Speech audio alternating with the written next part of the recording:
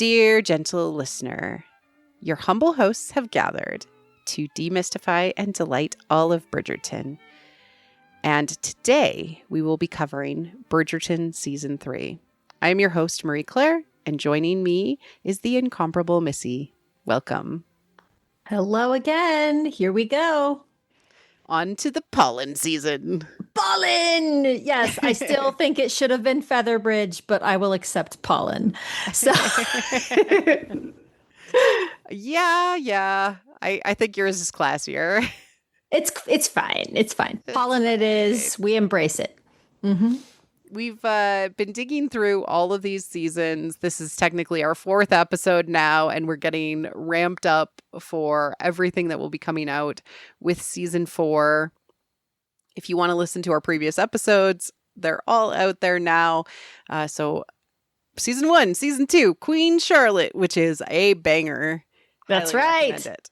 Yes. It actually plays quite well into this season. Imagine that it came out right before this season. It's story. So good. Mm-hmm. We're going to be digging into that as well, and sort of what is represented by Queen Charlotte, the character, inside of this season.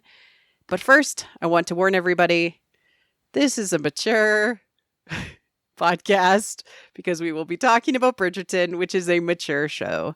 So if you either have not watched the season, we will be going into full spoilers, or are too young to hear these words, please step back. You've been warned. Overall, what do you think of this season? I think I remember when you watched it, you were like on a plane.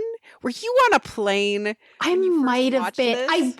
You know what? Now I remember. I was coming back from a business trip.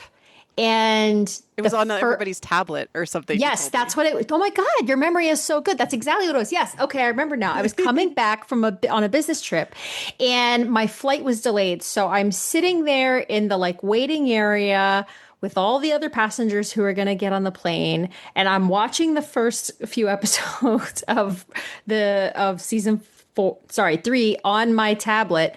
And I happened to glance up, and within my field of vision, I didn't have to walk around and look. Just from where I was sitting, I could see 3 other people also watching the show. Yeah, you mentioned this, and I was like, "Oh my God, that's crazy!" I know. I thought it was just on the plane, and I was like, "Wow, that's on no, the plane." It was in the airport. It was in the airport, and what was so funny about this was that it's a crowded area, and as we said, this is a mature show, but all of us were just like, "Nope, I need to watch my sexy Regency show. I don't care." I mean, in fairness, I tried to angle mine away so that I wasn't gonna show anyone anything that they didn't want to see. But yeah, no, that was where I was watching it to start. I mean, the first 3 episodes are pretty tame. So pretty tame. Mm-hmm. Just the big kiss and the make-out vision or dream that happens. Yes, of course. Which is all. Well, as Bridgerton goes, that's nothing. That's first base. Yeah. So we've been getting some great feedback. Thank you so much for telling us that you're listening to this and enjoying it along with us. We're very much looking forward to deep diving into the next season when that comes out. So this has been a good warm-up run. And one of the things I have certainly appreciated, which I'm going to go into in just a second, is the details, but is actually seeing how much the show thinks through all of the different layers, and you can see it from the beginning. Yeah, right. I mean, there's things we can say probably weren't deliberate, but a lot of it is deliberate. And you could just tell by how carefully they've set it up from season to season. So it's very cool because there are quite a few things in this season which you can point back to season 1, season 2, obviously lots from Queen Charlotte. In fact, actually, I'm going to jump out here and say something. This is the only season of Bridgerton so far that I think would be very difficult to enjoy having not seen the other seasons. I think you can enjoy season 1 by itself, season 2 by itself, and Queen Charlotte without having seen any of the other Bridgerton seasons. However, this one I do think requires that you have seen the others because you need to know so much about the characters that they don't really bother to explain. And really it certainly brings a richness to it. Penn's motivation is entirely based on the previous 3 seasons. Colin himself and his transformation is very much based on his journey in the last 3 seasons. Yep. Queen Charlotte herself and what she represents to the story, especially to Penn, is really important. Yep. Lady Danbury, Violet. Lady Danbury, yeah, all of this. Benedict. Yeah, Benedict. Yeah, although, so they, not my fave right now. We'll see I agree. about next season. I agree. He it's not my favorite arc, and on the other hand, we'll get into all of it, but I think the overall point is just you very much come into this season in the middle of a story, and it would be hard to start at this point, I think. Although I know people that did, and I will say, not personally, but like I remember seeing people on social media who started watching season 3 and became obsessed and then went back and watched all the other seasons. I mean, like with Queen Charlotte season, I heard somebody, like I read that somebody had started on the Queen Charlotte season and then watched all of them and was like disappointed. Yeah, because Queen Charlotte's really strong. Because it's really strong. So, to me, it's very interesting, and you can't necessarily assume your audience will start at the beginning, which is fascinating. And that's sort of like romance novels in general. So you do mostly have to do the work to set things up right off the bat. Yeah. For those new readers. Yeah, but it also watchers, new listeners. It also leads to, I feel like it's so much fun to discover things. Like we've been watching this since it started, and so we've watched it basically in order, if you will. But I just know so many people that have gotten so into it over time. And one of the things that was funny when this season came out was there were so many people showing videos of like women watching, and then like husbands or boyfriends like walking through the room and like watching a few minutes of it, and then watching a few more minutes and watching a few more minutes, and finally sitting down and watching the whole thing. And by the time you get to the carriage scene, these guys were like, "What?" It was like, so there were definitely people that got hooked because of this season. And then I also think, and this is just me, but I think a big part of the new interest in Bridgerton from season 3 comes from seeing Nicola Coughlan in the lead role. Yeah, because I agree. It was rare. It was so rare. See a normal body type. Yeah, when do you ever see a plus size woman in a leading role where she is framed as desirable? It was fantastic. And also, like, I mean, oh my gosh, Nicola Coughlan is a complete total knockout. Every part. I loved her hair so much. I'm obsessed with her hair. I loved her they chose everything perfectly. Oh, she looks amazing. But I mean, she's so pretty that even in the early scenes where they're having to like work really hard to make her less pretty, and she's still gorgeous. And I'm like, no, I'm sorry, you can't make her less pretty. It's impossible. I was like, yeah, she is gorgeous. They ended up making her kind of orange, like all over. Just extra orange. Just whatever they could do to be like, this is the least attractive version of Penn. And I'm like, is it though? But yeah. But anyway, it was so I know that attracted a lot of interest, and I think that's awesome. I love that. And so, more people keep coming to this show the longer that it airs, and and yet they put so much depth into it, and that's why I love talking about it. So to the point of the longer we watch these things, the more things we notice. I wanted to talk about the characters' lies, wants, and needs, because one thing that we have found in all of the other seasons was that oftentimes the lies that they tell themselves, the two main characters, are often really, really friggin' similar. Yeah. Like we found that with Kate and Anthony, and we were like, what? Oh, interesting. So is this purposeful? Are they thinking about these journeys these characters need to go on in this way? And I'll leave it up to you gentle listeners to decide that, but I found it really, really fascinating. So Penn, so the want that people have is this idea that they want something, but it's not actually what they need. They have a need that is a secret need that they don't understand yet. And then the lie they believe to be true is what is driving their want. So For me, the secret need that Penelope has is that she needs to be in the light and recognized for both her talent and beauty for herself. Mm-hmm. But she doesn't see that uh, because of the lie that she tells herself, which is that no one could possibly love her truly, her full self. Mm-hmm. And in some ways, this leans into sort of a monster wife scenario, but there's not Mm-hmm. enough of the motifs out there for me to actually call it out, other than that people are very scared of Whistledown. Mm-hmm. So she does have some of those themes in there, but it's not enough for me to make it a big thing. And so it ends up leaning into her want at the start of the season, which is that she kind of wants to hide and get away with what she's doing without being noticed. She wants to continue to do what she's doing because she doesn't believe that anyone will truly love her, which sucks. Colin, on the other hand, needs to be useful and to have a purpose.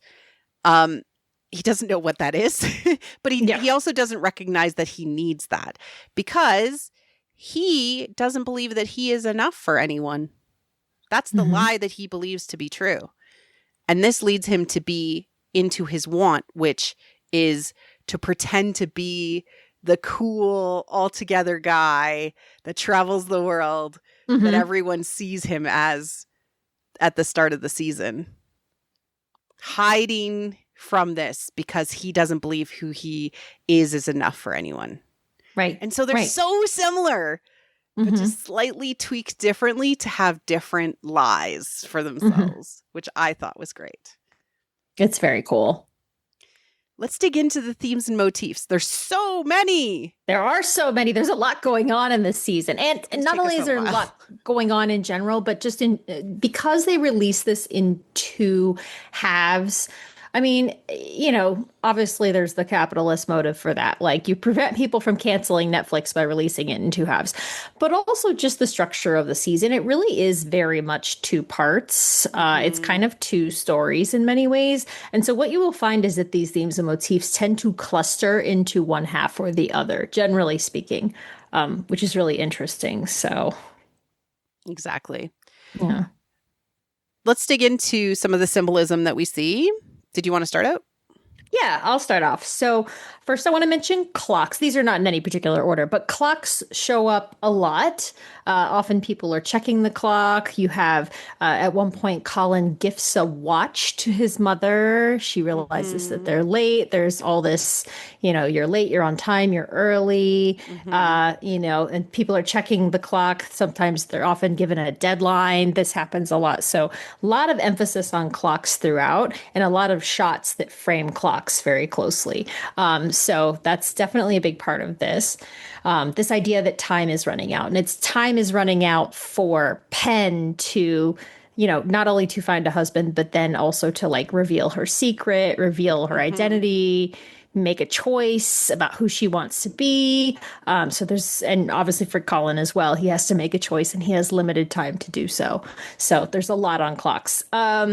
Mirrors, and of course mirrors are always about identity, and it's also about the gaze, how you see yourself, how others see you, who's looking at who. And so a lot of the first half of the season is Penelope looking at herself in the mirror and sort of questioning who she is, who she wants to be.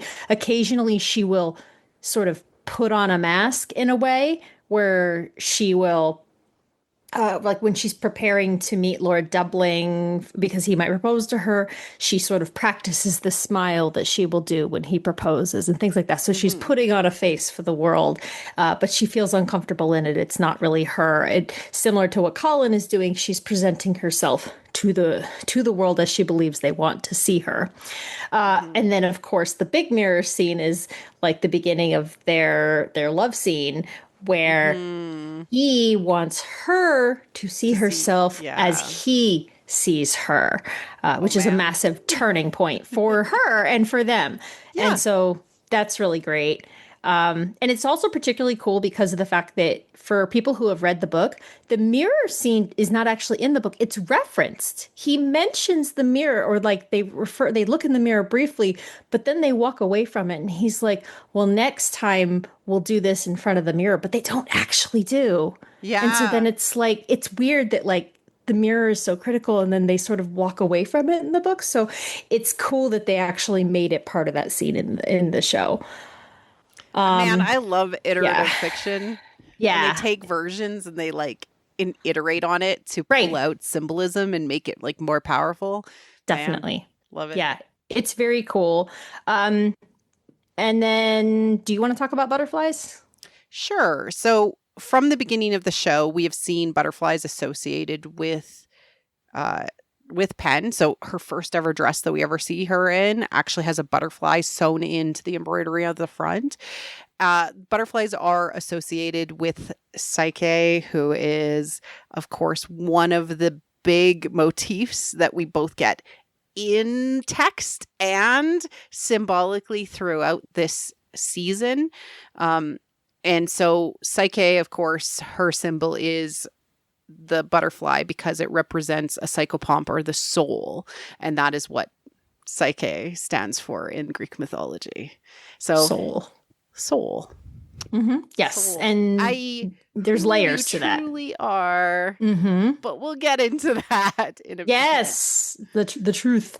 Mm-hmm. Then there's also chess. There's a lot of chess in this season, especially the second half of the season. It's everywhere, actually. Yeah, there is. And it tends to be accompanied a lot by references to the game. And the game, of course, is how you interact in society, how you interact in the ton. You know, there are winners and losers. There's how you play the game. How long do you play the game? Do you want it to be over too quickly? And all this other kind of stuff. So it's very cool how they build that in. And so chess appears quite frequently throughout the season. And like I said, especially the latter half. Then there's lights and shadows. And what's really funny is this is a really obvious one on its face. And yet it didn't hit me until I had gone through this several times, because I've always noticed that this season, the lighting is very different from all other seasons of Bridgerton. It's very dark. Right. Every other season of Bridgerton is quite bright overall. Even with the beautiful candlelight, it's still pretty brightly lit overall.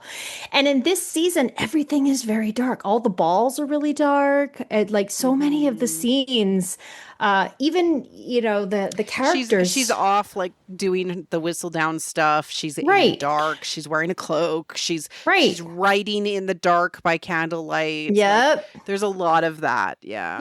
Yeah. But just, I mean, definitely I would go through and watch and just compare it to the other seasons, because it's noticeable. Everything is darker. Every scene is much darker. And the way that they illuminate it is more of this background glow and less of like the sort of centralized fill light that they might use, you know, usually on a set.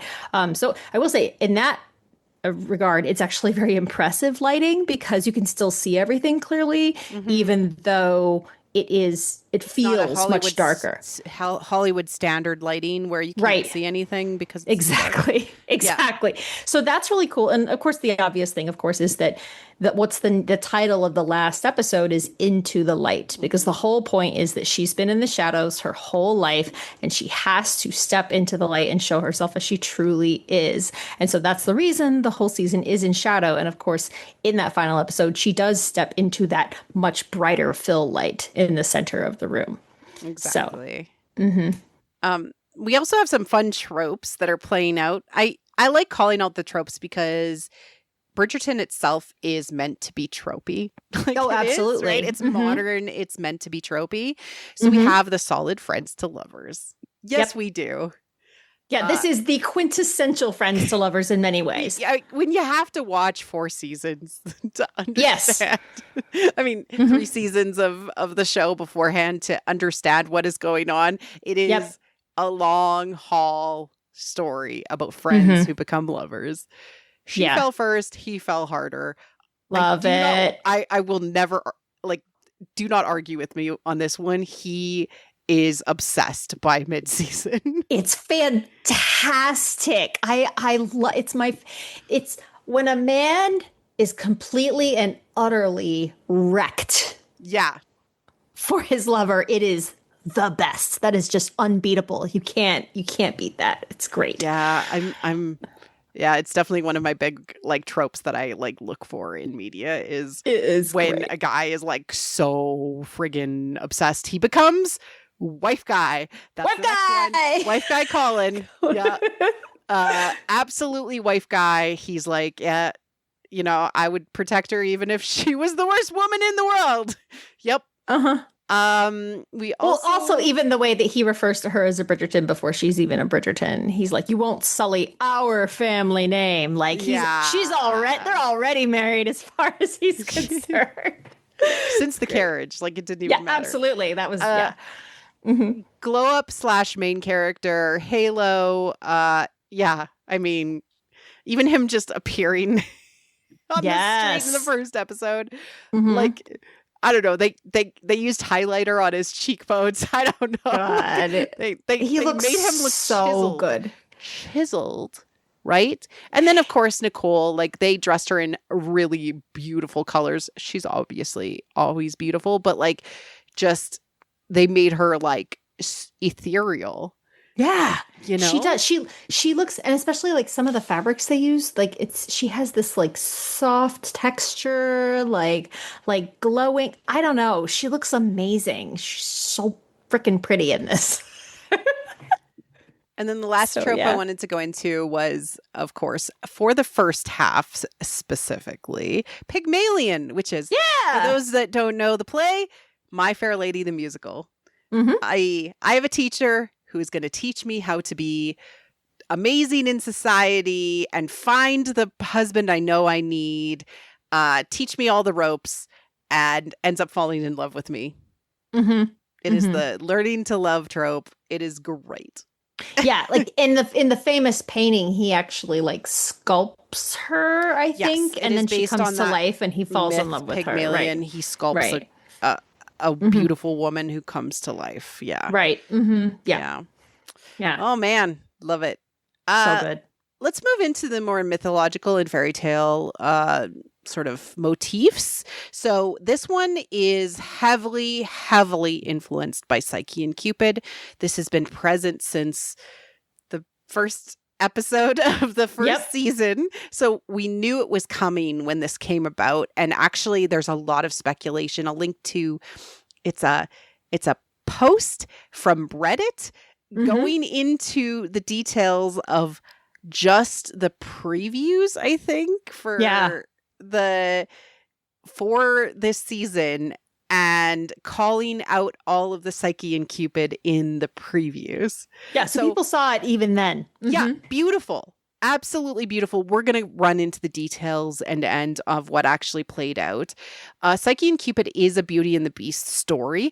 That is not heavily leaned on in this season at all. It's actually more of the heroine's journey, lost husband motifs that Psyche goes through, which just shows that you could have the same story play out in a different way in fiction and have different emphasis from a character motivation perspective and have it play out entirely differently. I love that. But it's very cool. Fundamentally, this is a story about understanding that your desires are valuable and they are fundamental to understanding your own soul and what you need. Yes. Like all great stories, it is about learning to be true to yourself. And that's the only way you can be whole. And that's what this is about. So very, very quick Cliff's Notes or Marie Claire Notes version of Psyche and Cupid. There is a beautiful woman who is the daughter of a king. She has 2 sisters who are also jealous of her beauty. She has many people who praise her and come to court her so much that they forget to offer proper praise to Aphrodite or Venus. This makes Venus jealous. So she sends her son, Cupid or Eros, after Aphrodite or after Psyche to curse her to fall in love with a monster. Cupid accidentally pricks himself with his own love arrows and falls in love with her when he sees her. And so this actually causes a ruckus in the kingdom because nobody will go near her for some reason, because he is a scary monster that has claimed her as his bride.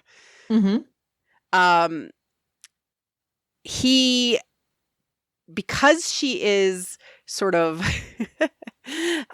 claimed by this monster, everyone assumes that she is dead. So they bring her up to this high cliff, and the winds, the zephyr, sweep her away and take her into her secret husband's home. This is the most Beauty and the Beast part of the story, in that like she's brought to a home where the servants are basically like invisible, and they move about the kingdom or about the castle and the garden, and it's somewhere in a mysterious other place. So very much like the candelabra would move. It's like very, very Beauty and the Beast, right? But every night they meet in the darkness and consummate their love. She never sees him. This all comes back to her family, and they come and visit. They give her some idea that he doesn't really love her. He's actually a monster. And she should find out who he really is. So she sneaks into the room to see him while he is sleeping with a candle or a light or a lamp. Reveals who he is. He's actually a god. Oh my gosh. Burns him. He flies away and flees because he has been burned and the taboo has been broken. This is a really important thing in fairy tales as well as in folklore, is when you break a taboo of a lover, they flee. Yep. She ends up trying to find him. There's a few things. She goes through a trial where she comes to understand that she must serve Venus as his mother and make amends, basically. And she goes and does a whole bunch of things, including sorting grain and going and trying to take a bit of Persephone's beauty from the underworld and bring it back to Venus, because Venus is full of BS and says that her beauty is faded. It's a fun story. But she was actually tricked by Persephone. Persephone actually gives her sleep in the box instead of beauty. She opens it up. She falls into a death-like sleep. She is rescued by Cupid and brought to Zeus to be rejuvenated and attain godhood through having ambrosia, and is accepted as the other half of desire, soul. She becomes a god. She is now part of the pantheon and part of what represents Aphrodite, but desire and the soul. And together they make joy. Joy. Yes. Yep.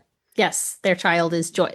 Because voluptas, which is like pleasure, but we think that the best translation is joy. Yeah. So yeah. Together they make something bigger than them both, basically. Yes.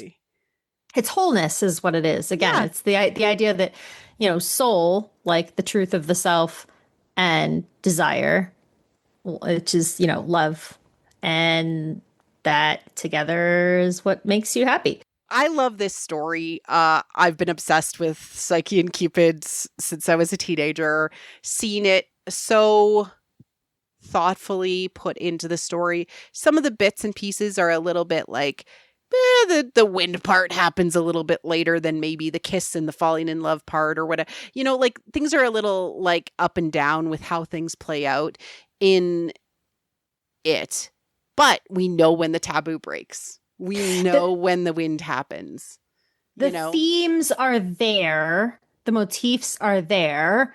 The structure is completely different. So it is Yeah. not structured like the story, but it is absolutely has all of the critical beats that make it recognizable, which is really, really great. The other thing I wanted to mention briefly is that there's a lot of emphasis on Psyche's beauty, but I want to be clear that in every single version of the story and every adaptation, ultimately, what the thing about the Psyche character is her beauty is her power. And therefore, in every interpretation, she can have a different power. So in this version of the story, the power is the writing, Lady Whistledown. That is Pen's power. And that And her is what mind, makes her. fundamentally, right? Yes. And Yeah, so, and that's like, what makes her desired and makes other people jealous of her. That's what makes the queen angry. That's what because when so we have the false whistle right. down, nobody Hmm. can write the way that she can. And so, Right. like, when you think of the word psyche, it is most associated with the word psychology in modern Hmm. language. Right. And it is the power of her mind and the way she thinks about the world and can express it. Right, exactly. So I think that's the most critical thing is sometimes people get really caught up on like, oh, it was just about her beauty. It wasn't anything about her. It's symbolic. The beauty is symbolic of her power. Her power can be anything. And So fundamentally, it ends up being a hidden goddess story that all of absolutely. us within us have the ability to be considered to be the utmost version of ourselves. Yeah. Awesome. It's also a lost husband story. That doesn't play out as much in this, except for the fact that he is kind of gone from her sight for a day and a half, you know? Yeah. But it is there. Like, there is still, the thread is there. It's just because they both live across the street from each other. Well, she loses him when he emotionally pulls away from her. Exactly. Yeah. Right. So not physically, but emotionally. So, or I guess physically in a sense, but anyhow, no. So that's obviously this is the most textual Hmm. of all of the folklore references that we could find in the story. I mean, it's However, straight up called out in the yes, they in the say text. it. Yeah. They say it. Cressida says it. Yeah. So that's huge. And then, but the other one that we noticed is actually Cinderella. Hmm. And I want to call this out because I know there are going to be people that are like, nah, Benedict and Sophia's Cinderella. And yes, you're right, it is. But I'm telling you, this story is heavy, heavy Cinderella. So let me go through the reasons why. So a Cinderella story has five kind of key elements that make it recognizable. First is there's a persecuted heroine, usually by family. There's help or a helper, usually magic, but obviously not always. Meeting the prince, usually with true identity disguised. Mm. Identification or penetration of disguise, usually by means of an object. And marriage to the prince. So Beautiful. these are the elements that are recognizable in Cinderella. And here's another thing I want to mention.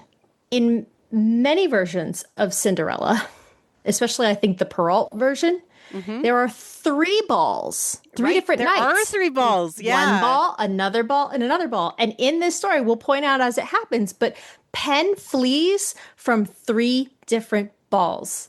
And it's not until she flees from the third ball that Colin chases her down, catches her, and And then marries they her. Yeah. basically get married. So it's and there's more to it than that. Obviously, later there's the whole like midnight deadline thing Yeah. comes Which we up. Like have there's that. Yeah. Yeah. Yeah. absolutely Yeah. so Absolutely. a lot of the elements are in there. We'll point them out as we go through, but it's really wild to me how much Cinderella is in this story. And I want to point out that we've had multiple plays of Beauty and the Beast already Yeah, in the yeah. show. So Hmm. this is not weird for Nope. Bridgerton to have these repetitive motifs Hmm. that are, yeah, a bit tropey or come into it. But they Hmm. used this to basically show the urgency and the disguise of self Yep, symbolically.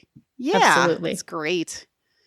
Couple other things I want to mention. So, Cressida plays a very interesting role in this season. Specifically, from a folklore perspective, she is the false bride. So obviously she's Mm. not really a bride in the sense, but in terms of stealing Penn's identity of Lady Whistledown, yes, she's the false bride. So she steals multiple things from Penn. She steals Eloise in a sense and being her friend. She attempts to steal Lord Debling from her. Obviously, she steals the Lady Whistledown persona. Also, the false bride typically in these stories will actually murder the true bride. And the true bride will enter a period of time where she is in a death state Mm. while the false bride kind of takes on her identity and takes her place. And eventually, the true bride has to resurrect herself in order to reclaim her identity. And what's happening here is typically this is a bit of a judgment on the false bride who is not acting in solidarity with her feminine counterparts.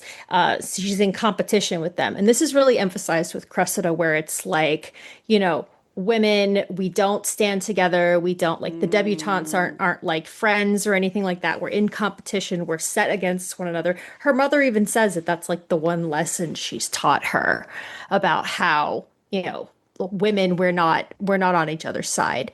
And that typically for a false bride, they are punished for that. They get their Mm. comeuppance in the end. And so it's really, I mean, Cressida's a tragic figure in this season. To some extent, I wish they'd done something different with her, but Yeah. it definitely fits the folklore pattern. Yeah. Yeah. Hmm. Sisters over misters, man. Um, Basically, yeah. And then the last one I want to mention before we get into the episodes themselves is at the beginning of this season, Eloise mentions that she's reading Emma. And Emma, of course, is the most famous Regency friends to lovers story that there is. it And really is. Yeah. yeah. And it follows a very similar pattern. Emma and Knightley are lifelong friends. Knightley doesn't realize he's in love with Emma until another suitor appears. Frank Churchill shows up, and then all of a sudden he starts getting jealous. It's just like Colin, who doesn't realize he's in love with Penelope until she has a suitor, and then he's jealous. Um, and in Emma, Knightley is stung by Emma's action, her selfish actions. He Hmm. pulls away from her, but then he returns to her when she amends her behavior, and he just realizes how much he loves her. And it's very similar with um, with Colin Colin, and yeah. Penn. Yeah, so Yeah. it's interesting to me that there's definitely elements there as well. Let's dig into the show now that we've set the stage. Hmm. All right. The first episode is called Out of the Shadows. The debutantes enter the marriage mart as Francesca navigates her first season out. Colin returns as a well traveled bachelor, and Penelope decides it's time to get away from her mother. Oh my gosh, yes. And can any of us blame her? No. No, and they frame it so well by having her Hmm. mom say the most horrific words, which is, I'm very thankful I will always have you around, Pen. And she's like, oh Yes. my God, I need to get out of here.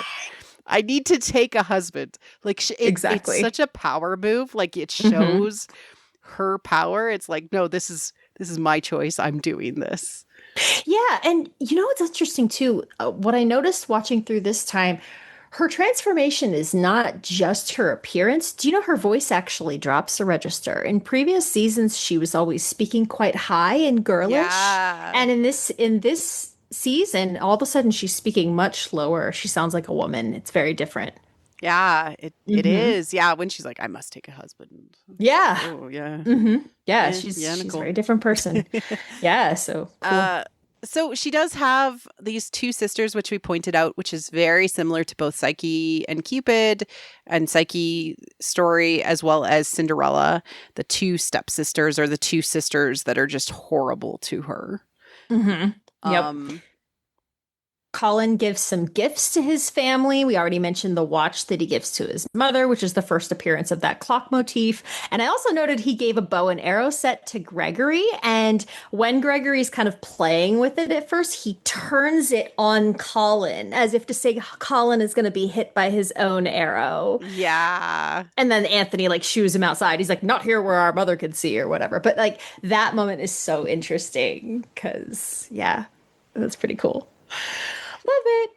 Madame Delacroix plays fairy godmother to Penelope. Of course, the sparkling shoes, the beautiful ball gowns that she is presented with. Out of that, they really do a good job of basically saying, like, no more yellow. Yes. Yeah. She's like, I never want to see another citrus color as long as I live. Yeah. And they put her in these beautiful blues and greens and like Yes. cyan colors and aquas. Like, oh, it just. Yeah, a little bit of purple here and there. Like they it just looks so well. she looks amazing. It's so gorgeous. Yeah, it looks perfect on her. And they get so much variety from that range of colors, which is very cool. So yeah, she looks amazing. But what's cool about it is on the one hand you have this reveal that shows how beautiful she is, and she's so desired, and immediately several men are coming up to her and wanting to talk to her. But she really doesn't know how to function socially in society. So she sort of ends up driving them away accidentally. There's a very interesting conversation with Francesca, which I think starts to drop some hints about Francesca's deal, which we get more about later. So it's very interesting. And then, of course, Cressida's a jerk, and Penelope flees the ball in distress. This is the first of 3 flights from the 3 balls. So this is the first one. And then she kind of has it out with Colin. Yeah, and calls him out for what happened at the end of the last season. Season television show, as well as season as in London season, that he basically said, you would never marry me. Like, you're my friend, but you would never be associated with me. And yeah, it does actually make him start to question what he is thinking about the world. Yeah, but she's pissed. And to be clear, it's not just that it was a personal thing for him to say, right? Yeah. When they are friends and she's secretly in love with him, of course it's personal for her. But also just understand, practically speaking, it is a problem for her that this highly respected man has said that he would never court her. That makes it much harder for her to find a husband. So it is a problem that he said that out loud. Yeah. So yeah, exactly. And so she's pissed and she writes about it. Yeah, she writes like this scathing character review of him in like Whistledown, basically using her power to be like, well, screw you too. Yeah, exactly. She's like, I'll show you. Because he used his voice to kind of put her down. And so she's going to use her voice to put him down. So she kind of lashes out. And of course, he doesn't realize it was her. So then he feels guilty about this. And so he comes to her and essentially offers to play Cupid for her. He's going to teach her how to have charm so she can attract a husband. Exactly. This digs into the big Pygmalion themes of the first half of the season, where he's like, I'll teach you everything you need to know and then fall in love with you while we're pretending. All right. Gonna work out great. On to episode 2, How Bright the Moon. So Penelope begins her private lessons with suitors, and the arrangement quickly grows complicated as all of the dazzling debutantes try to seize the queen's attention. And so that primarily plays into Francesca's story, where she's disinterested with anything the queen probably has to offer, but she ends up catching the attention anyways. Right. Yeah, absolutely. Which, notably, how does she catch the attention? By being true to herself. So again, this theme shows up with multiple characters throughout. They really can't succeed unless they are true to themselves. Exactly. So we have, I love this part. So Colin invites Penelope to his home for like a pretend ball. He brings her up to the Bridgerton drawing room. They're there by themselves. He tells her to imagine all these invisible servants and other ball goers and everything. It's really similar to Cupid and Psyche and all the invisible servants. He brought her to his home. And so it's very cool. And she ends up actually using her power, quote unquote, against him. Yes. And in specifically that she says, your eyes are the most wonderful shade of blue in this light. And like he gets dazzled by her in her power. And then they're like, wait a second. But then they noticed Eloise is coming back. And so she hides away Yes, and I do want to mention there's a real subtle thing where she leaves her sash behind in the drawing room when Mm-hmm. she runs into the study to hide. So it's sort of a capture. Also, notably, we see a lot of Colin's study here. In the previous seasons, we've seen a lot of Anthony's study, but clearly they each have their own study. So the fact that she runs into his study, it's a capture motif. She is now captured by him. And when he comes in a few minutes later, he brings her sash with him Mm-hmm. and so that's her animal skin. She left it behind when she was captured, and then he returned it to her, which is what enables her to leave. So if you recall from, the previous episode where we talked about this in Queen Charlotte, yeah, so there's the whole swan maiden motif right there. Real subtle, but real quick. And I love this next part where she actually sees his writing because she's loved reading his letters when he's been on travel. So she goes and reads his journal, but it's his personal journal. So this is revealing his true self, much like Psyche viewing Cupid in the darkness with the lamp. And actually, when he enters, she breaks the lamp because she's nervous. He leans over to pick up the pieces, cuts himself. So she bounds his wound with her little hanky, Mm-hmm. and it is the motif of him getting wounded through the reveal of his true self. And he is quite mad at her Yeah. for reading his work because he doesn't feel like it's valuable to anyone, Mm-hmm. except she's been the one that's been there for him the whole time. Yes, it's so good. Then they go to this next ball, which I really, really love. Such a good ball. This is where he tells Eloise about what they're doing, and Mm-hmm. then she kind of carelessly Just reveals blabs it. it to the room. Yeah, like at the ball, which is just Yeah, but like terrible. Penelope had been doing a pretty good job at that ball, like talking with people. Yeah, Like she had she was actually, doing well. Like she yeah, had talked to a couple different suitors. She had one who was going to come call on her the next day. So things were going really well. And then Eloise messed it up. yep, So so then she flees again. Here we go. She's fleeing the second ball now. yep, So, yep. And yeah, so they do this and then she has to write about herself because Lady Whistledown yep. obviously would write about a scandal like this. So she kind of has to And she's stick a so stake in any harsh to hope. herself. Yes, she is. She is. She has to like stick a stake in her own hopes, basically, and just be like, that's it for me. And so she's just kind of like sitting by the window depressed. Her mom is mean to her again because she Yep. always is. It's awful. And Colin shows up to check on her. Yeah, because he was worried and sad, and he's like, "I'm so mad about what happened." Um, and she's like, I probably should have had the never been kissed trope in there too, because Oh yeah. it's the never Hmm. been kissed. Would you kiss me because I've never been kissed and I know I don't want to die without having been kissed? Right. And they kiss, and it's like, oh wait, for Yes. him. It's so great because It it's makes me giggle and she blush. it makes me giggle and blush too. So So it's so good. cute because it starts as like a little peck of like, yeah, okay, you want me to kiss you? Here's your sweet little kiss. Okay. And there's this pause, and then they both go back in for more. And it's Yeah. awesome. It's so like then they really smooch. And it's great because you immediately you're like, oh no, she just broke Colin. Yeah, and to me, this is the him getting pricked by his own arrow Yes, idea. exactly. Like he was Yep. trying to help her, but Yep.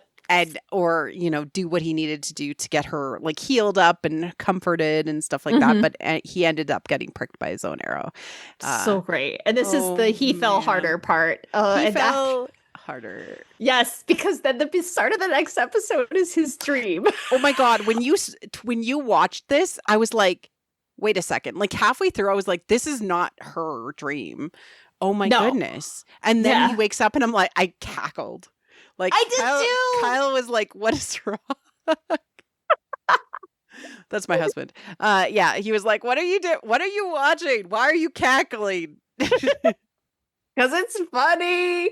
Because It's such a well, good dream. Oh, it's the dream is and like I die with like the fog and the mist and everything. Like it's so yeah. he's got his shirt open with the ruffles. It's so funny. And so I just cracked me up. But I also love the immediate follow-up that is he goes down into the drawing room and they're all just like nicely chit-chatting and they're like, "How'd you sleep?" He's like, "What? Sleep? I slept right away when my head hit the pillow. It was just complete No darkness. dreams. I didn't even dream." And Benedict is like, congratulations."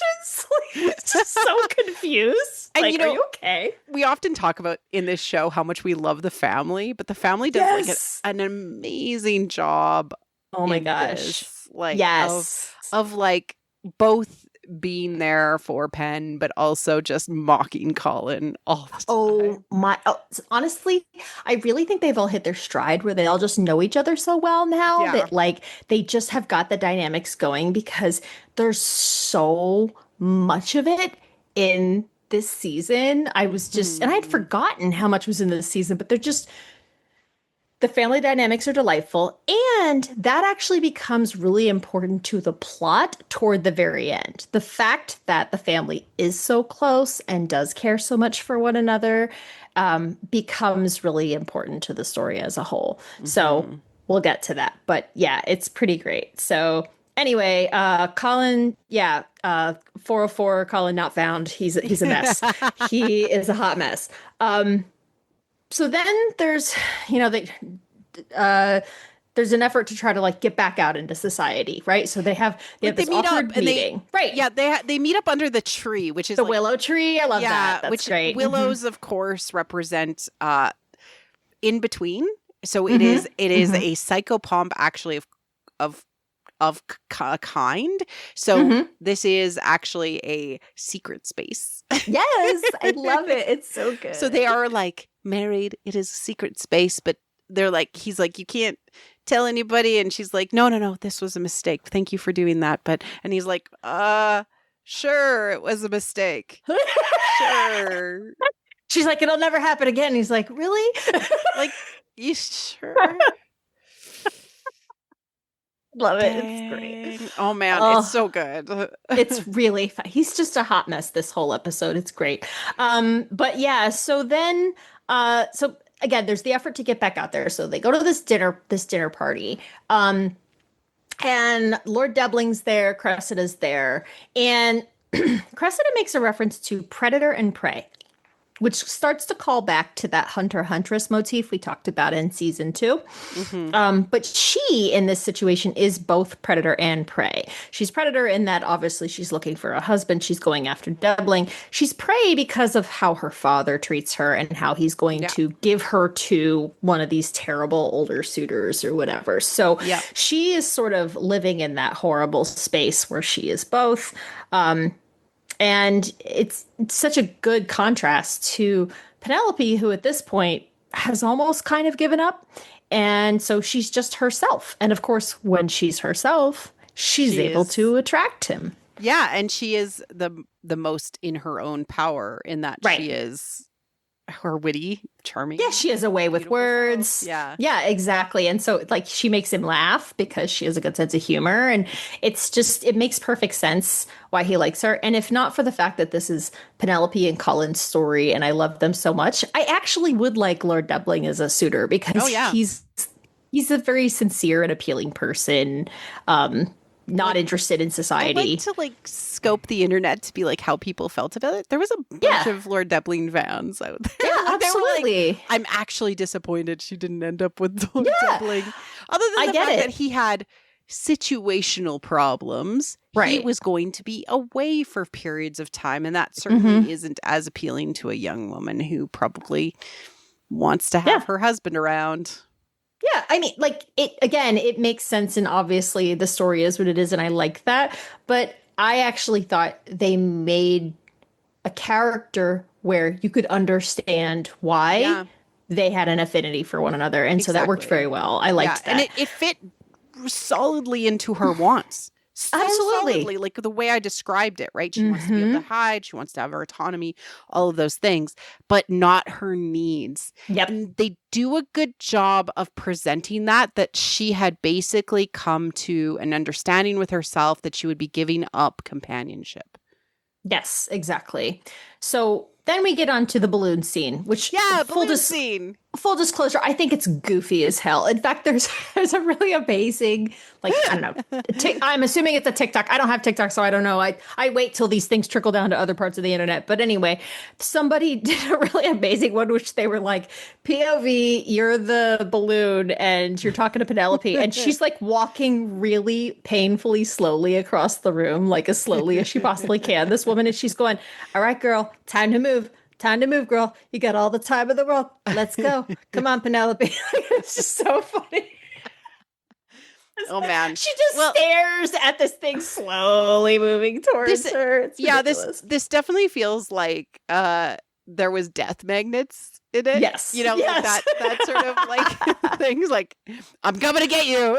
Yeah, exactly. Before that though, I did want to point out, this was from you in your notes, so I'm gonna call it Oh, out, okay. But that Colin sees Penelope licking her lips with the cupcake or with Yes, the little that's cake. right. Like a little pastry. Yeah, the pastry, and he furled 4 arrows out Yes. again. Like it was like, wait a second, wait, what is this? What? Like he can't even like really understand it at all because he's like, no. I super hard friend zoned her. Yeah.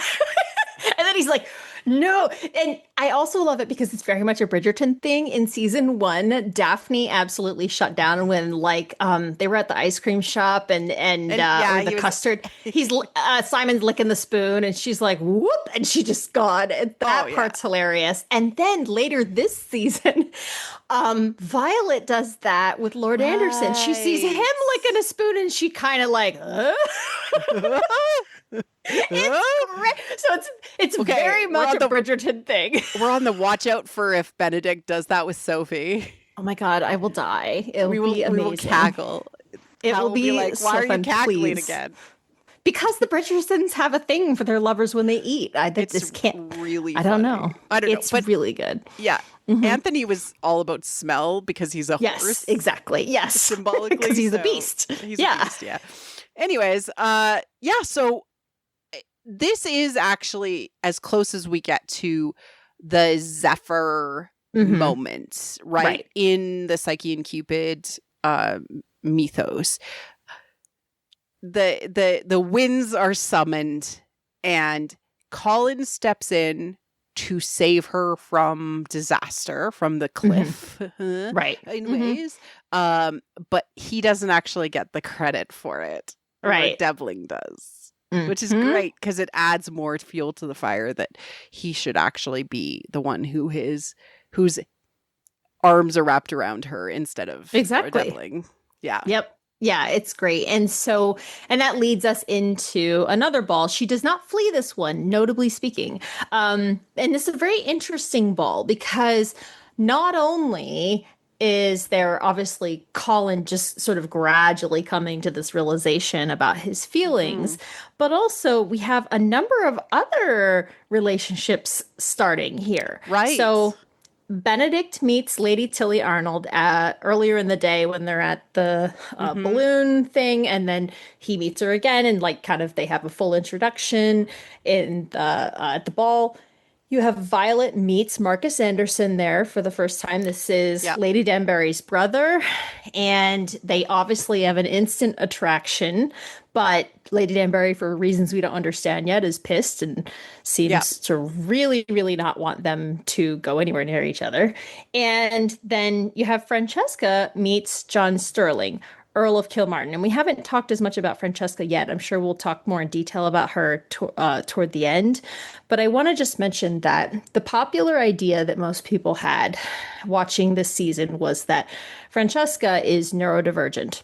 And that she was really struggling in society quite a lot. She was just deeply uncomfortable with a lot of these interactions. That's part of the reason why she kind of wanted other people to make decisions for her, is because it just made it easier. She could just do what was expected of her, and that was fine. And so when she meets John Sterling and he doesn't pressure her into talking or, behaving a certain way. And he's just happy to stand there in silence with her. And again, the popular idea among fans was that he is also neurodivergent. And so this idea of like, oh, these two people found one another and they're perfect for each other because it's this low pressure relationship. So it's a very kind of sweet introduction that leads into then a very sweet relationship. I really liked them. I really like them too. I struggle with them because I like them so much. I'm like, dang it, man. That has to hurt. I know. Well, that's good. Again, similar to Lord Doubling, I'd rather they make us like these characters because then you appreciate the decisions the characters make. It's not easy. It's not obvious. It's like, it's not an easy choice. Yeah, like how they made the prince in first season actually like a really sweet guy. He is. You could totally be like, yeah, go be a princess. Yeah, exactly. You're right. Yeah, and that's so true throughout. Is they're very good about that overall. Is very rarely is a character truly horrible. Even Cressida, again, she's a villain and she's a tragic figure, but they do go to a lot of trouble to really make her more sympathetic this season. So they really just do such a good job. Will pull her back, and I think they will. Better ending. It feels like they've set that up for her. Yeah, because she's gone away on a journey, which usually counts for time to transform. Exactly. So then the end of this episode is basically Colin asks his mother about whether it's possible for friendship to blossom into love, of course. And from this moment, Violet is on to him. She knows because that's how she always is with all her kids. Yeah. She figures it out before they do every time. And so she gets it. I love this. She's like, have you not listened to me for the last like 3 friggin' seasons? I know. Friendship is the very like basis of all love. Yes, exactly. Were you not listening? I know. She's so great.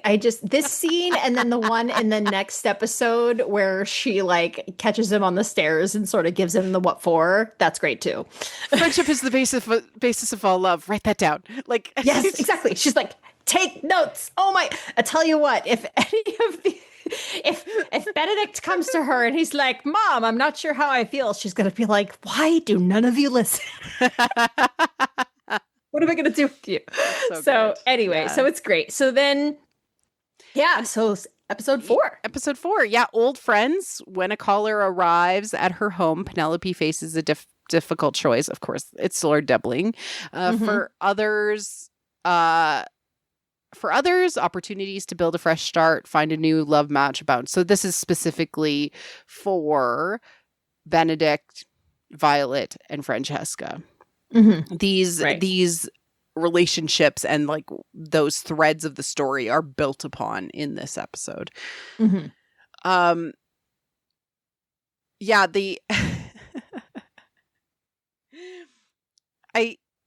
love how much struggle Colin goes through until kind of everything hits the climax. And again, like this is the end of the first part, and so the climax actually hits like most of the way through this episode. It's so well done. I really love it. But so it starts off with this library scene, which of course it's perfect for Pen because she loves reading, loves books. And it's cute also because I like that Eloise is in there and she's complaining that, no one in this library has ever actually finished a book, which I find typical Eloise. And it always feels a little bit like the Beauty and the Beast library scene. Yeah, it does. Yeah, because it's a library they're exploring. No, it was Lord Doubling's library, wasn't it? It's not. It's another guy, but they all kind of go together. And there's this idea of like this, who here has a true appreciation for what is in the library. Right. And so and plus she's looking at a book which is about his interests. Which kind of leads them to discuss his travels and, what marriage to him might be like. And so they have this whole conversation. And of course, as he's essentially asking her whether she can forego love. That is basically what's happening here. Yeah. And she looks across the room at Colin. And the thing is, he catches her. This is the first point where he sort of notices her looking at Colin. And she is asking herself that question. Can I give up my my hope that I had My for love, desires. right, with Colin Oh. in order to have this. And of course, her mother has this whole speech about the importance of security. That's more important than love. That's another thing too, by the way, is we've talked in the past about Lady Featherington and how she's a giant pain in the ass. But again, they make her more sympathetic in this season as well. You can really start to Yeah. understand how she ended up where she did, why. She talks about how that she wanted her daughters to do better than she Hmm. did because the only thing she had was trying to achieve her goals through a man. That was all that Yeah. was available to her. And so she wanted more for her daughters. So she was trying to guide them in the right direction. But she just didn't know how. So They've it's been a lot of those on a big conversations. redemption of Portia since second season. Absolutely. Mm-hmm. Yeah. Even though she is still like not like she's still kind of does her own tricks, right? Like she's like, "Oh, Yeah. kids, you got to get pregnant." Like Right. that's Right. Although I will say because that there's leads to some of the best comedy in this season as oh well. oh yeah, that is true. I mean, there's the whole subplot about like who will the new Lord Featherington be Right. because, and then they have the Mondrich stuff in the background too, right? Hmm. Um, okay, so this leads into the Queen's Ball, which is called the Lover's Ball, and includes Cupid and Psyche ballet. So it's a direct call out textually, and I think there's even like a The mosaic on painting. the Yeah, the floor. It's a mosaic mosaic. on the floor. Yeah, Yeah. and Hmm. so it shows the revival and ascension part of the story, which is of course when uh Psyche is in a death like sleep, and um Cupid comes and pulls the sleep away, puts it back in the box, and brings her to heaven. And there's a lot of beautiful ballet in it. Yes. It's gorgeous. I love it. It just, this whole sequence is so good. And again, to go back to that, the lighting, right? It's so dark and everything. And then you have the queen sitting up above everything, presiding over it all as Venus. She is the queen Hmm. of love, and she's going to decide what matches are made. So she's here trying to pull the strings as she does. Yeah, and in so many ways, up to this point in the season, she has decided that she does not care about what Lady Whistledown says. She's Hmm. like, I'm better than her. What I say matters. And that's actually Hmm. something like when she called Francesca her sparkler, when she did certain things this season, she is like, no, no, no, no, no. I am the goddess Venus. Yeah. You are not. Like, Hmm. Right. you, Lady Whistledown, are not powerful. But things turn on its head at the start of next season or the next Hmm. part two. So I think it's just really important to say that she was very much caught up in the idea that like love was working for her, not against her, or Right. like her Right. powers were very high.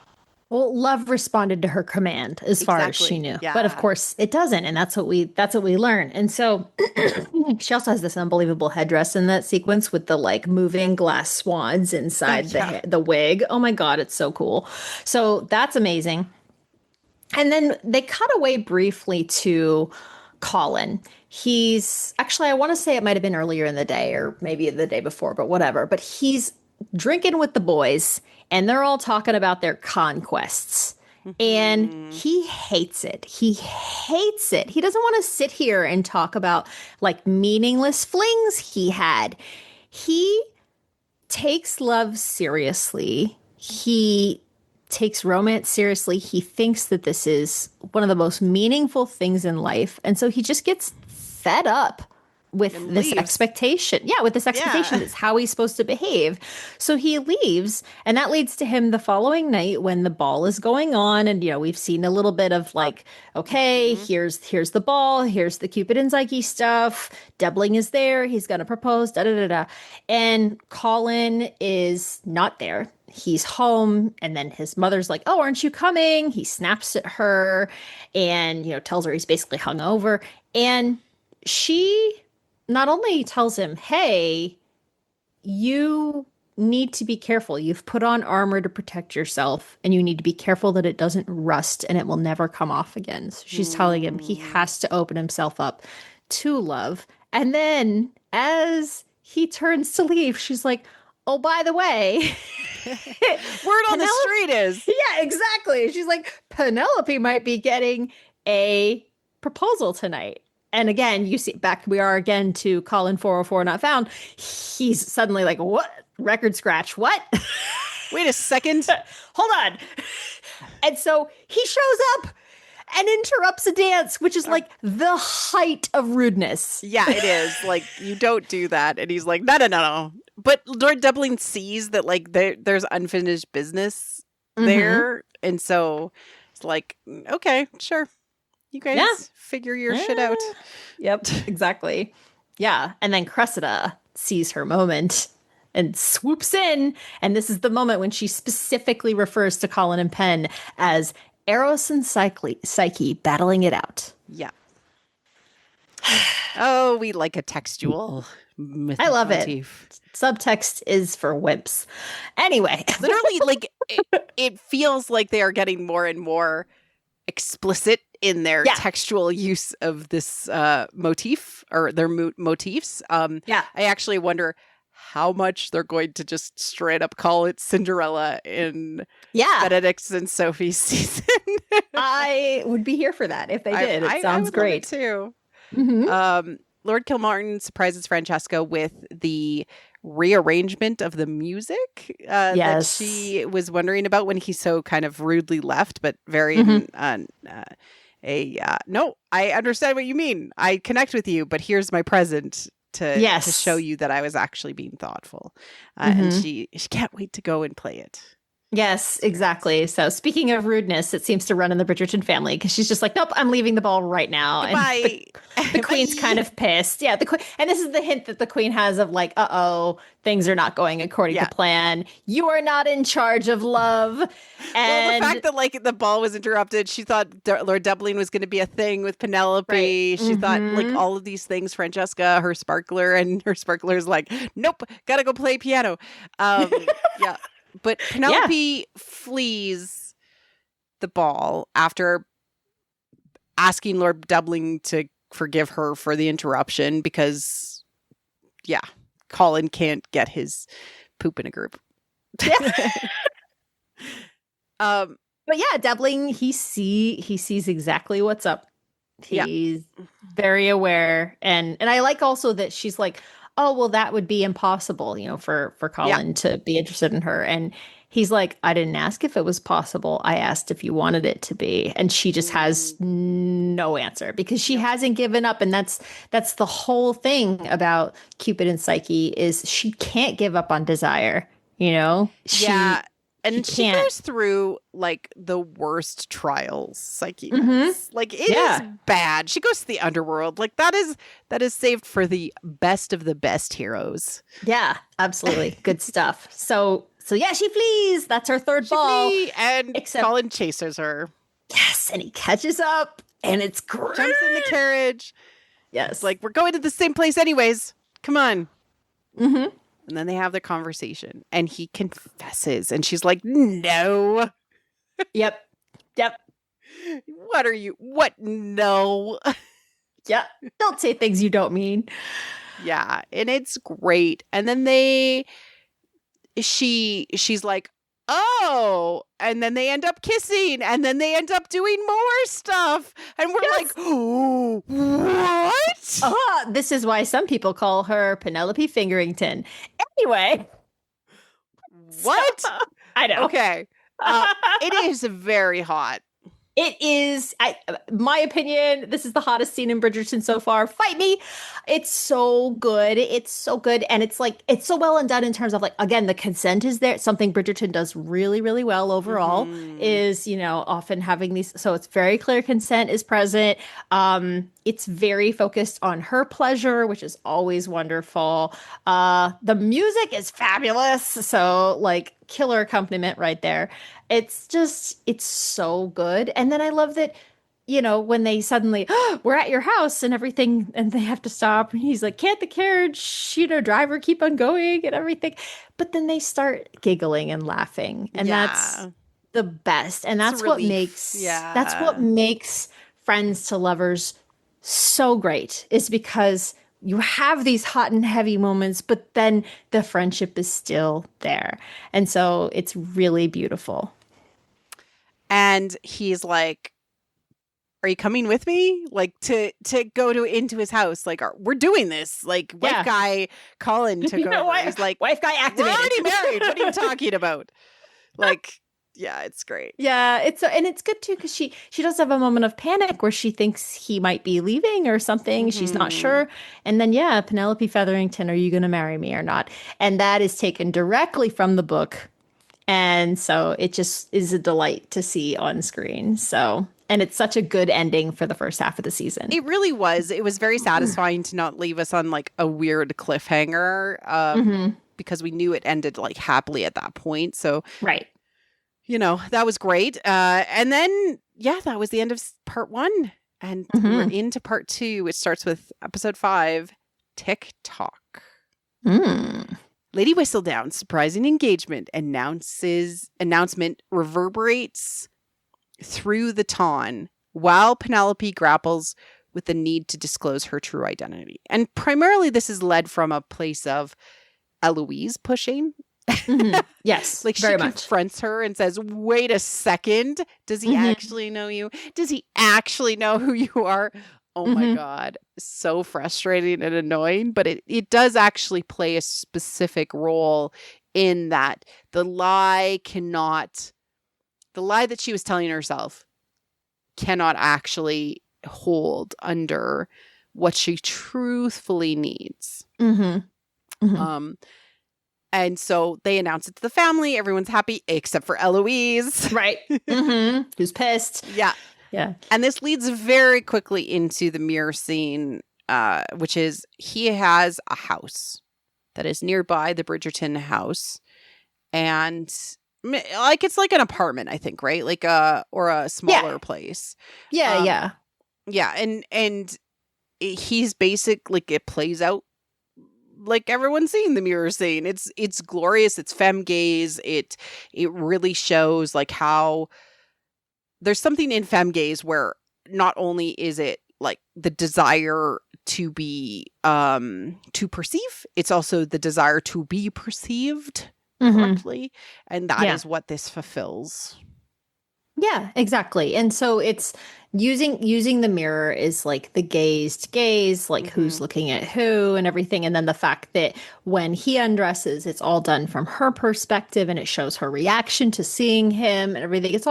It's just so well done. I really like the overall idea of like her wanting to be an active participant in what they're doing and not just like lie back and let him do all the work type thing. So I like that part of it. It's very cute. It's when they're done, it's can we do it again? It's just very cute, and it's very, very sweet. And so it's so well done. And the fact also that we didn't talk about this, but it comes right on the heels of this moment where he defends her to her mother. Because it does. Because her mother, of course, being awful, says, well, you must have entrapped him, and like, has he said he loves you and everything? And so the fact that he comes in and declares his love for her and that you will not treat my wife that way anymore, basically, again, wife guy, Colin unlocked. And and then that, they get back to the room. And that's what kind of kicks off this intimate scene is they finally have a love confession because he hasn't actually said that to her yet. And so when he actually says, I love you, and then I want you to see yourself the way I see you, it's just a really important moment where it's very validating for Penelope. And it's great because it's literally taking Penelope to kind of almost her highest point before then it's all going to come crashing down.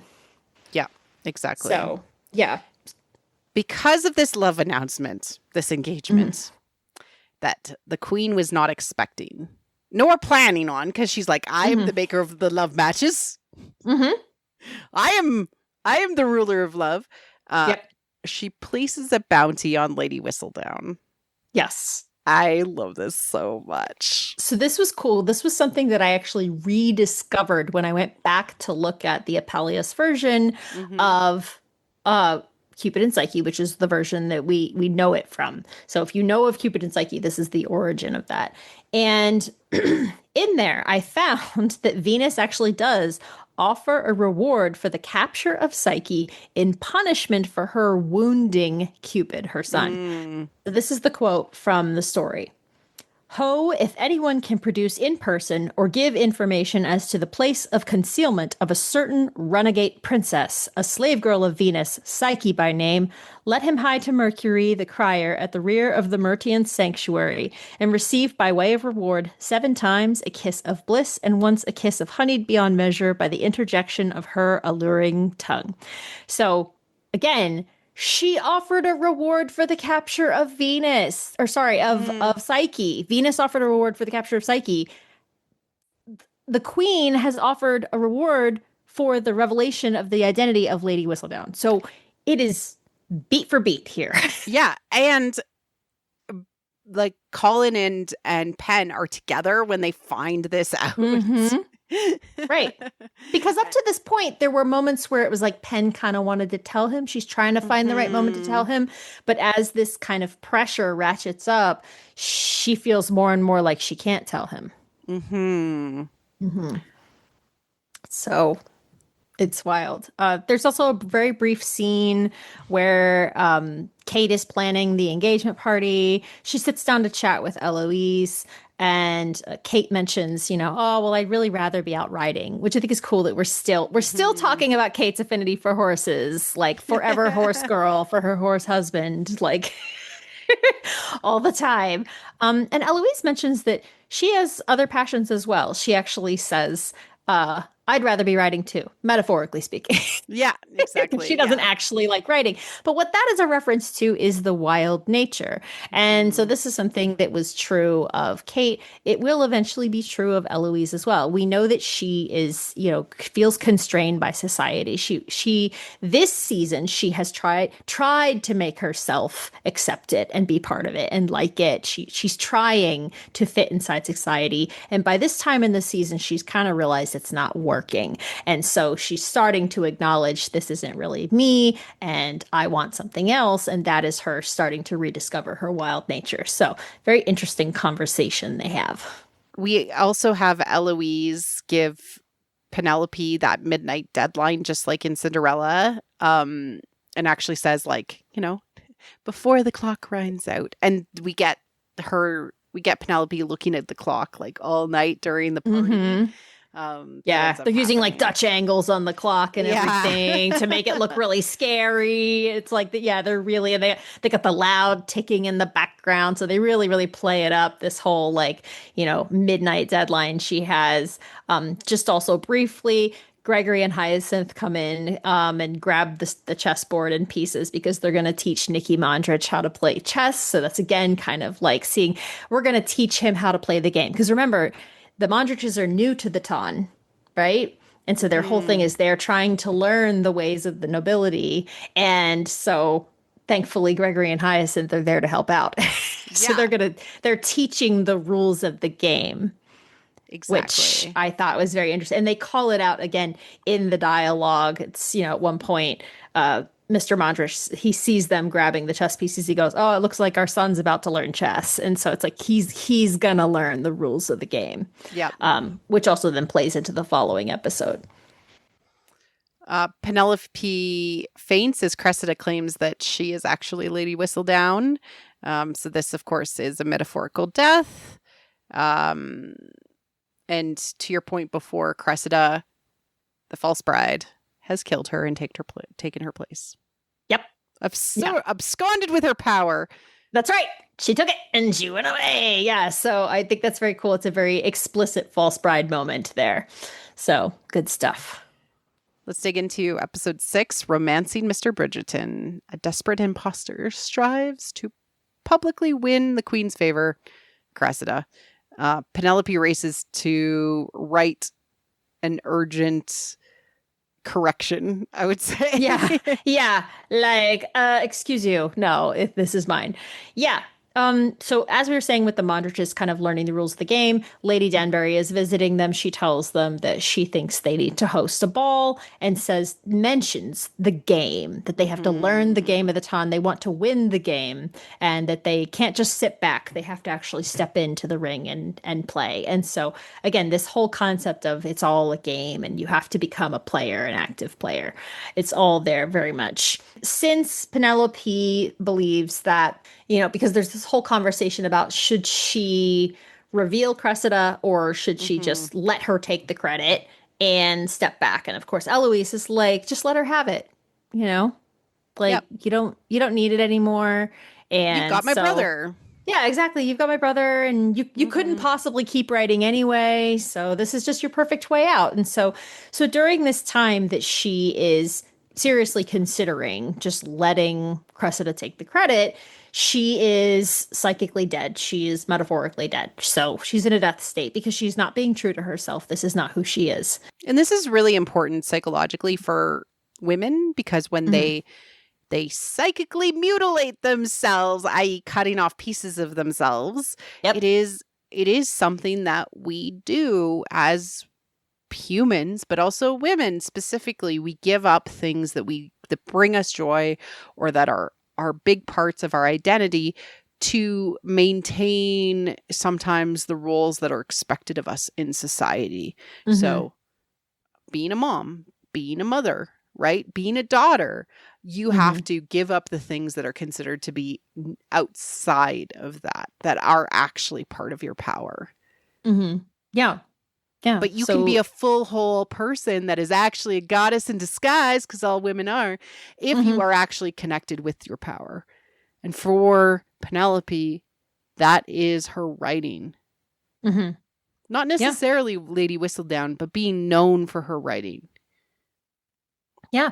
Yeah. And so there is this period, which again, it's so strange because on the one hand, she's never been happier. She and Colin are just like super cutesy and romantic. They have this little dance in the church and everything when the bands are red and it's all very sweet, but you can see in the background Cressida becoming more and more and more desperate.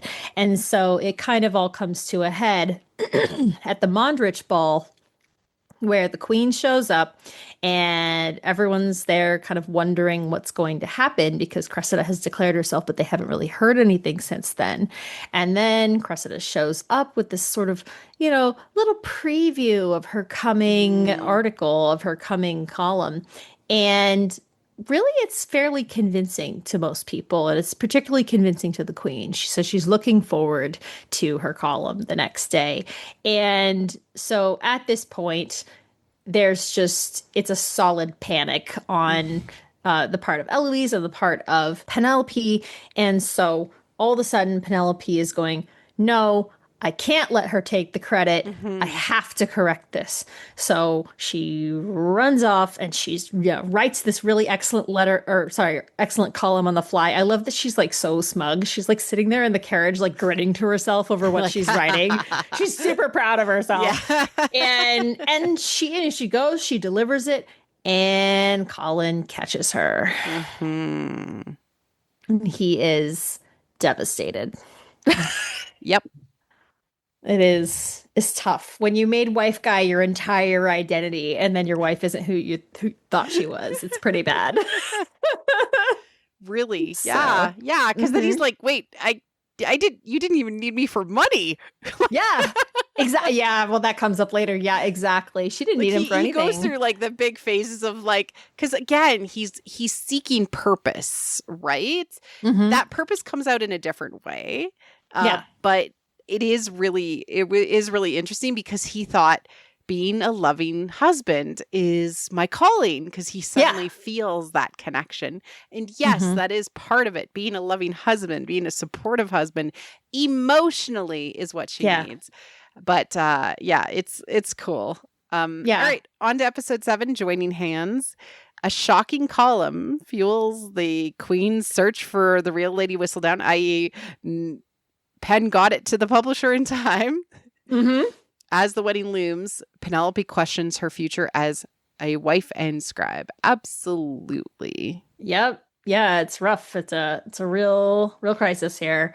So we get that false bride. Thankfully, the true bride is resurrected, and so she exposes the false bride and takes her place. But the problem is that her article also exposes her partiality toward the Bridgertons, and that is the Mm. clue the queen needed to narrow down who Lady Whistledown is. So, it's because of the fact that the false Lady Whistledown attacked the Bridgertons and the true Lady Whistledown defended them. It was just very obvious right Yeah, there what was going on. So, whoops. exactly. Colin finds Eloise sitting by the chessboard. So again, referencing the game, they sit there. She talks about how, I really don't want this to ruin your marriage, and they just have again they just have a very sweet moment because again, it's back to the relationship between the siblings. They are all so close, and even when they're kind of at odds, they care about each other so deeply, and so it's really just so very very well done. Penn admits to Madame Delacroix that she has given up on Lady Whistledown, which, from a fairy godmother type perspective, Madame Delacroix says don't do that. Yeah. That's who you are, right? I'm a Mhm. seamstress. You're a writer. But again, this is that death like sleep that we see in Psyche and Cupid. Any sort of experience like this is a psychic death in story, and actually in ourselves too. When we're Mhm. not able to fulfill ourselves wholly as people, we often experience a death-like state in our Yep. lives as people. So if you identified with this at all, that's what's going on. So Colin, meanwhile, just like Penn is kind of going for some last minute sort of backup from Madame Delacroix, Colin gets counsel from Kate and Anthony, whom apparently Violet turned to. She was like, something's wrong with Colin. Please talk to him. Yeah, help us. They have this conversation. I will say, okay, so this is maybe a bit of a controversial opinion. I feel like Anthony's personality is nowhere to be found this season, which kind of bummed me out. I feel like his whole shtick is like, I love my wife so much. And that's great. Puppy husbands. Yeah, exactly. I'm glad they lived happily ever after, and that's wonderful. And I'm glad he's so doting. And at the same time, part of what made Anthony an interesting character is that he could be a pain in the butt. Yeah. So I mean, it would be nice to see it come out more in Benedict, because I believe that they're going to be in this season, so I would like to see it come out more with Benedict and Sophie.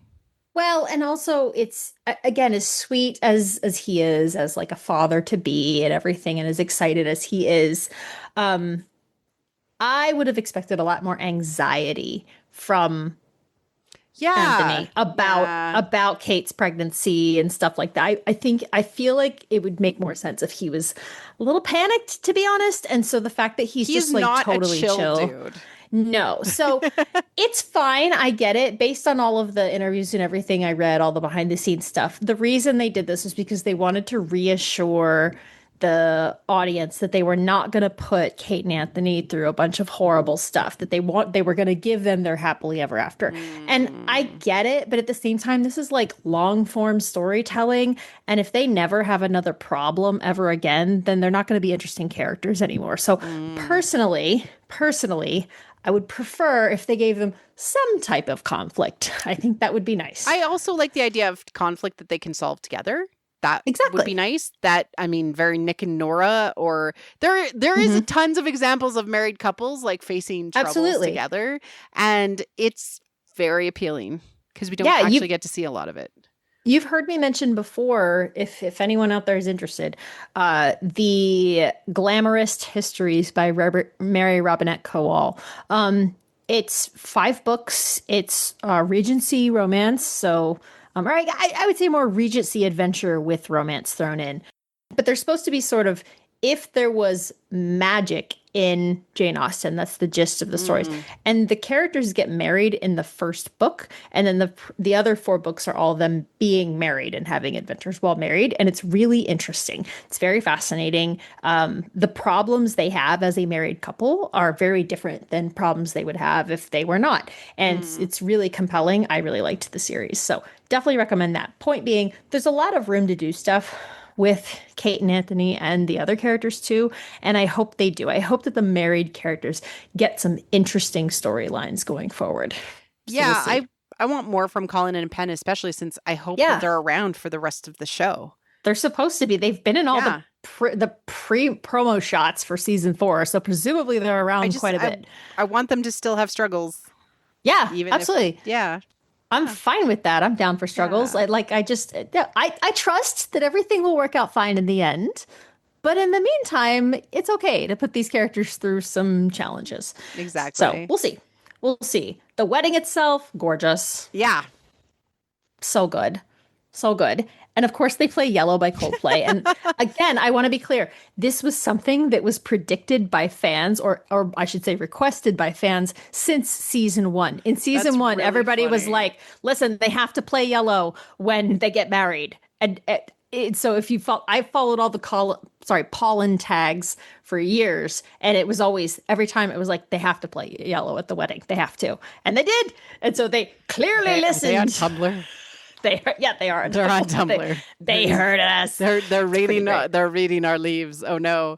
Every time a new season of Bridgerton comes out, all of the Bridgerton related tags are like in the top like 15 tags on Tumblr for weeks and weeks and weeks and weeks. That's and weeks. great. So it does numbers. Let's put it that way. Benedict is experiencing his bi-awakening. Yes, he does. He does. And it's so fascinating, the framework for it too, because here is Eloise being worried that, her brother and her best friend have paired off together, and that there's not enough room for her, or that she can't make enough room for both of them or whatever. And Benedict says to her, love is not finite. You're going to have room for both of them in your heart. And when he hears this, that's the moment where he realizes, like, oh, actually, I could go have a threesome. Let's go. My annoyance with Benedict continues. Not that I mind this, but it's just, he just doesn't deal with anything seriously. No, he is not a serious character, and he will need to get serious in the next season. So I'm very curious about how they're going to get him there. It will be interesting. We are excited. We are. Yes. We are sat. We're already sat. We have our places. We have our drinks. We're ready to go. I am extremely ready. You guys have no idea. And so that's all well and good. Oh yeah. But Cressida discovers Lady Whistledown's true identity. Right. Dun dun dun. Yep. Episode 8, Into the Light. So now that Cressida is threatening to divulge the secret of Penelope being Lady Whistledown, Penelope has to choose the best path forward for her relationship as well as her livelihood. And it's so funny because she's like, I have the money to pay her. I have a lot of money. and then Colin has that left for her. Like, wait, you weren't even marrying me for my money? Why do you want me? I know. He's poor guy. He doesn't, because everything he's ever been taught is that this is his role. So and it's interesting the way, as much as he's been learning to be more himself, he also keeps sort of trying to lean into the role that is expected of him, and not necessarily the one that is most natural for him. And he hides his true self away because that's his writing. And she's like, no, you're going to be a writer. It's going to be great. She's very supportive of him. Yeah, but he even then says that he's jealous of her for you were a published writer this whole time. Like, yeah. So he's having a rough time. Anyway, go ahead. The Queen and Lady Danbury play chess to discuss the game, which is, of course, the game of the Tawn and the game that she is playing to catch Lady Whistledown. And there's that reference to, well, I could have you in checkmate, but I didn't want the game to end too early. And so she's trying to indicate to the queen that, like, are you sure you want to catch Lady Whistledown? Part of the fun has been this, Yeah. like, game that you've been playing, and the game will be over. Yeah. Exactly. And are you sure that's you'll what you have won, want? but is that really what you want? Yeah. Yep. Cressida plays her hand, blackmailing Penelope, and then literally doubling down when Colin tries to intervene. Colin made it worse. He did. And he even says that. He's like, I think I just made things worse. And you just fine, like, I can pay her. He's like, you can pay her. What do you mean you can pay her? Well, except that when she doubles it, then they can't really pay her. And so then his only option is to go to Benedict and request the money. Except he has to lie to Benedict about why. And just to back up quickly, we didn't say this, but like at this point, Kate and Anthony have just left for India. Yeah. And so that's why Benedict is back to being sort of the man of the house again, a role that he does not do well at this point. He did well for a little while, but not so much anymore. Yeah, he didn't have other distractions. Right, yeah, but now he's not a serious person. He's not a serious person. So Cullen is going to need to lie, and so this kind of sets up that final challenge of the story, which is, are we going to make Colin lie to his family that he is so close to protect Penelope? So that's what we were kind of moving into. Meanwhile, Prudence and Philippa are planning their ball, which will be complete with bugs, as Philippa keeps insisting. Yeah. And we're always just like, bugs? What is she talking about? Yeah, what is she talking about? And they're both super pregnant by this point, which is really funny. Yes. And they're again, the comic relief of this season. They entirely are. And we haven't talked about this, but like their husbands are both wife guys. And it's hilarious. Yeah, they really are. They do a good job. I hope we still get them in the future. Me too. But I don't know how they fit in because all of that conflict has been mostly resolved. Yeah. So I don't know. Francesca is married, and we see that she's kind of like found her role and also is very excited to leave the Bridgertons. Penn decides she can no longer add more deception to this family. Yeah, no, she can't do that. She can't do that at all. And it's so well done. It's a little heavy-handed almost, but they have, they have John give a toast where he can see Violet in each of her children. So thank you so much for the daughter that you raised who became my wife. And then it's, mother, will you do a duet with me? And everybody's teasing each other. And it's just like, everyone is just so close. And Penelope is just so overwhelmed by this family who loves each other so much and who has so generously invited her in to be part of their family that she's just like, I can't do it. You cannot lie to them. You can't lie to them for me. And then so he goes back to like, well then what can I do for you? Like, I can't do anything. You won't let me do anything for you, basically. And she just says, love me, stand by me, hold me. Like, she just tells him, this is what I need you to do. And I really think that scene is extraordinary because it's a conversation that I think a lot of couples have, or even that they should have, that they don't. And it's this idea of ultimately what so many people really need is just the support and love of their partner. Yeah. Yeah.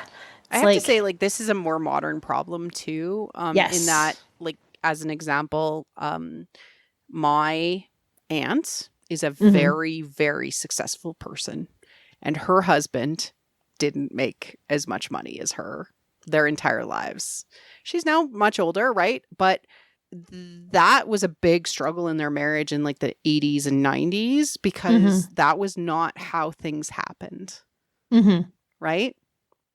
They were both successful people, but she made like way more money, etc. And Hmm. that is sort of at the crux of this idea that like she has enough money on her own. She doesn't actually need you for the traditional things that you need. And so I think, or that you think that you provide. And I Hmm. think that in the modern age, like because of feminism, because of where we're at, sometimes men haven't gotten to that point where they understand that no, the relationship is more than just breadwinner. You Hmm. know? Yeah. It's more than that. It's partner, it's co-parent, it's all of these other things that some men haven't been taught. Yeah. Yeah. But also the idea that the partnership is key to their wholeness as Oh well. yeah. So like, yes, Penelope is asking for support from him, but she has at this point already offered support as well. She's encouraged him in his writing. Mhm. She's offered to edit for him. She wants him to publish. Yep. And, so like he is being encouraged to be the best version of himself as well, while Yep. also offering support to her. Exactly. And so that's the true partnership of balance that you Hmm. want to see in a relationship. Yep. At the ball, Penn literally steps out of the shadows into the light and reveals herself in her full identity, uniting soul, psyche with love, eros, love of self. And she is a complete, whole, balanced person in front of everybody, and thus Hmm. in her most powerful. And Varley releases the bugs, i.e., the butterflies, Yes. which align and land on Penn's hand. And the truth that the soul is free, the psyche can return to life amongst the gods with Venus's blessing. Basically, the queen says, well, isn't this is great. Like she just Hmm. is okay with it. And thus everybody else is okay with it. I also Right. wanted to point out that butterflies also represent transformation. So Hmm. she is transformed in this. Yes. Yes. And it's Hmm. beautiful and I love it. And then we get to see a little Bridgerton baby. Little baby. I Little know. baby. Little baby. I.e. joy. Yes. There you go. Hmm. Right at the end. Yeah, it's so good. And I also like, I'm not bothered at all by, again, the heavy-handedness with which they do some of this. They have all three girls there with their babies. Her two sisters had daughters. And when they talk about how, oh, you're gonna do so much when you grow up. And Philippa says to her daughter, Philomena, she says, oh, she's gonna probably be a writer like her aunt. She's not gonna need a husband at all. And it's just like, it's so cute and it's so like, again, it's not historically accurate, but who gives a darn? It's so great that they just are like, a lot of these characters learn this lesson this season about how being true to yourself and that you don't always have to follow the rules of society, and in fact could be happier not following the rules of society. So it's really I'm beautiful. actually happy that Bridgerton is leaning more and more into the anachronism. Yeah. It's just like, let it go. Let it go. Hmm. It's fine. It didn't even need explanation. Like Yeah. I mean, I understand the explanation, especially as it leads Hmm. into Queen Charlotte and how well that was constructed, but Hmm. I don't need it anymore. No, I don't care. I don't, I it's don't need funny. realism. Give No, me I faith. don't even like, this is an alternate history. I don't care.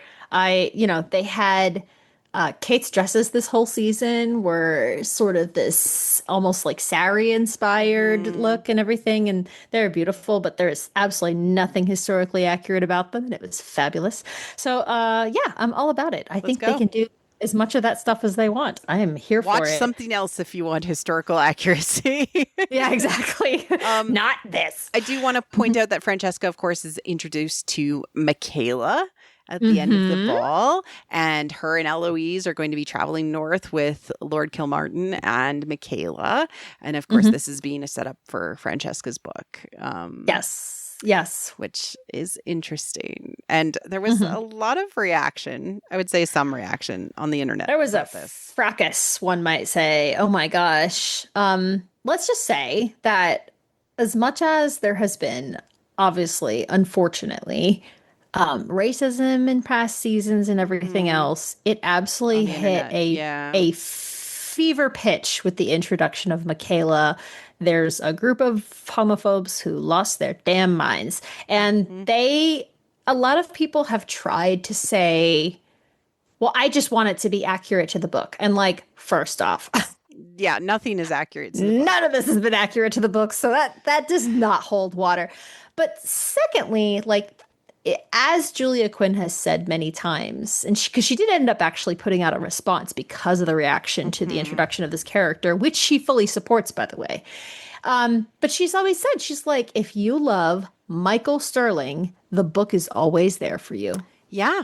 Please read it. And it's like, read the book if that's the story you want. You're going to get a different story in the I love show. that response, by the way. It's a Because great like response. people complaining about this, Yeah. like I just don't agree with it at all. I I think don't this is agree great. either. I think it's This awesome. I and I'm think they, actually really yeah, fascinated by how they're going to do it me because I too. know the story and I'm like, whoa, well, how are they going to do this? This is really interesting. I am a fan of transformational fiction. Yep. I like to see challenging, interesting ideas put Hmm. into reality through transformation of transforming it to a different medium. Yeah. Gimme, Yeah. gimme, gimme, Absolutely. gimme. Ah, they can do so many interesting things with it. I feel very confident based on what we've gotten so far Mhm. that every story they choose to tackle is going to be really, really They have fun. thought this through as we've proven in our Hmm. last 4 episodes, Missy. That's right. We Let's have dig in. demonstrated this. Let's dig into the other Bridgertons just as a quick check-in to see where they're at. Violet's garden is about to be gardened. Oh, she's gonna get guarded. Sorry, that's a callback to Queen Charlotte's season. But yeah, no, Yep. she definitely has decided that this is what she's interested in, and so Hmm. mm, Lord Anderson is the current guy. Uh, will it end up being Lord Anderson? We'll see. I don't know. I have mixed feelings because, like, on the one hand, I love him. I mean, okay, back up, hold on. All the new people introduced in this season were, just gorgeous and amazing, Hmm. So yeah, John Sterling, Lord Debling, Lord Anderson, they're all hotties, and I'm here for it. So, but anyway, yeah, so I can absolutely see why they appeal to one another. He mentions that he's a widower, that, he didn't originally have a love match, but did come to care for his wife and everything. And he hasn't given up on finding love in his second act, which I thought was a great line. Hmm.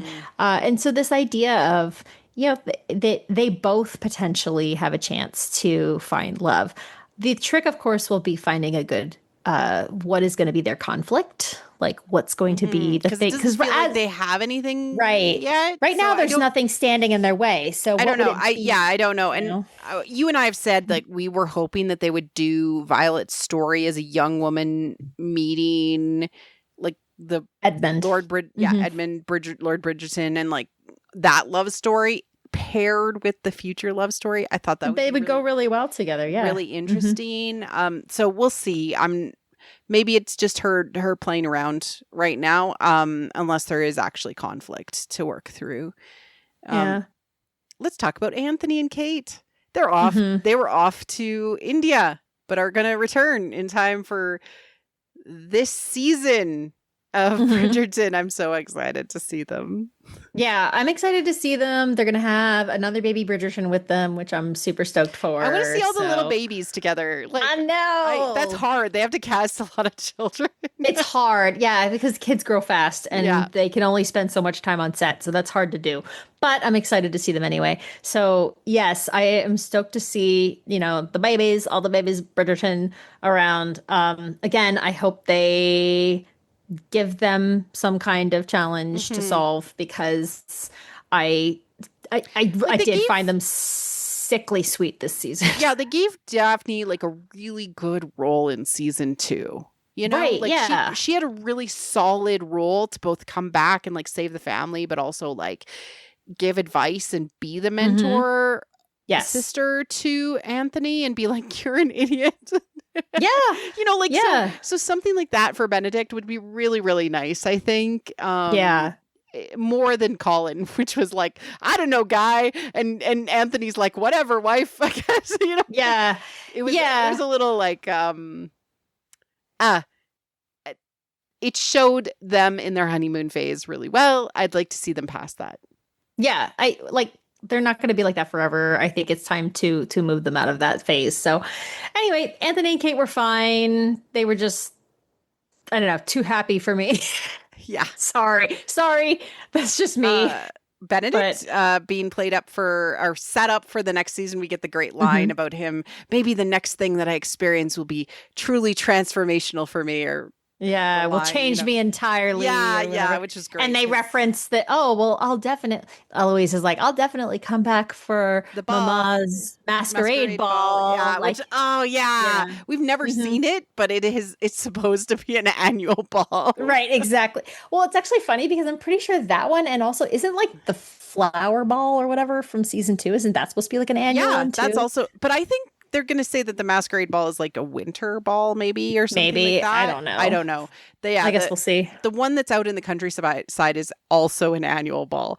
Right. Whoa, Violet, you've got a lot of things going on. Yeah, exactly. So there's a lot. But Benedict, I mean, so again, I didn't personally love his bi awakening storyline, not because I have any issue with him being bi, obviously, as much as just I frankly didn't find Lady Tilly Arnold or Paul very interesting. I thought they were really boring. Yeah. They didn't Everything do it for was me. very like, we're just playing around and we're playing around, and there wasn't really any again, character and transformation is driven by conflict.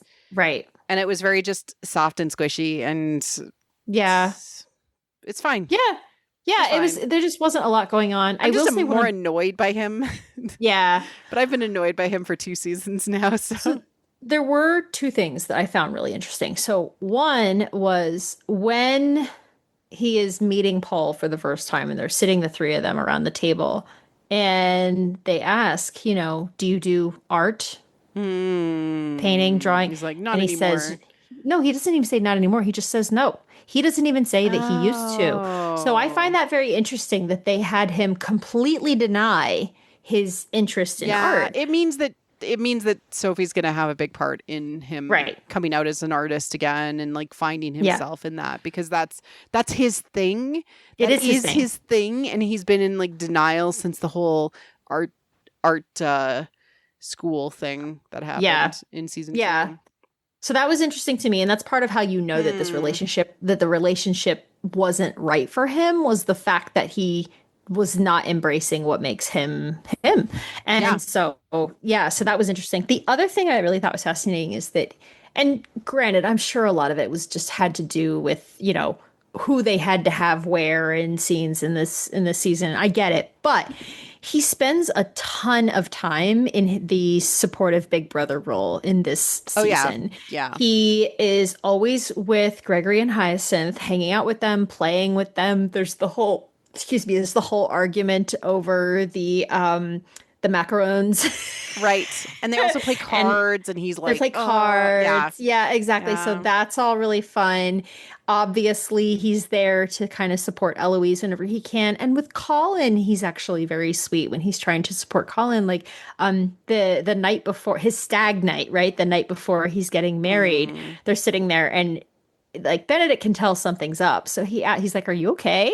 And Colin won't tell him what's up. But then when they're leaving, Benedict stands up and he kind of grasps Colin and he gives him a kiss on the head. And I just thought it was like the cutest thing that he's just over there, like smooch his brother on the head and walk off. It was just like adorable. So Benedict is, he is directionless and aimless outside of his family, but within his family, he really is often kind of the glue holding them together, and it's very sweet.